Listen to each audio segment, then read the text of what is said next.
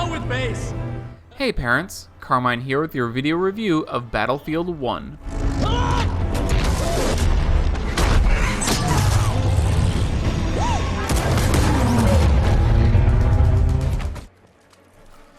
World War I was supposed to be the war to end all wars. It was a bloody series of campaigns created by the last gasping breaths of old European empires and fueled by a world well into the Industrial Revolution with new, horrible weapons of war ready to decimate countrysides and kill millions.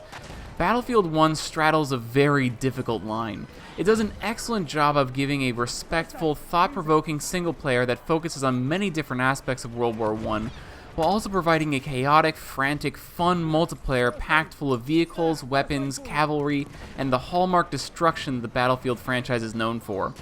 But for me, it was a bit hard to play a single player that reminds you numerous times that this is a real war where real people died, where atrocities were committed, and where the few who made it back were so broken that we still refer to them as the Lost Generation, and then jump over to a multiplayer that has you spawning, dying, and respawning in a matter of seconds in a way that places no weight or gravity on the life and death of the individual.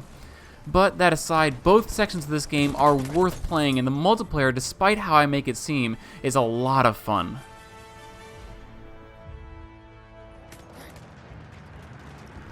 Violence in this game is pretty much the same for both the single player and the multiplayer.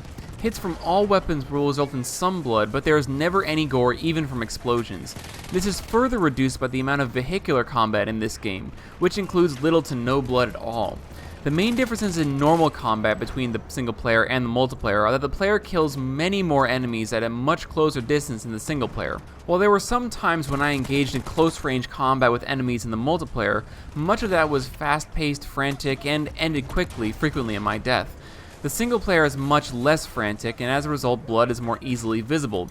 Now, this isn't a major increase, but it is something worth keeping in mind. There are only a few times when the violence gets a bit more graphic. The most common is for melee kills. The player can kill enemies with a variety of weapons including knives, clubs, and even a shovel. These were fairly common in one chapter of the single player where I was forced to go a bit more stealthy, but I found them to be far less common in the multiplayer. However, the bayonet charge was surprisingly effective even in the multiplayer.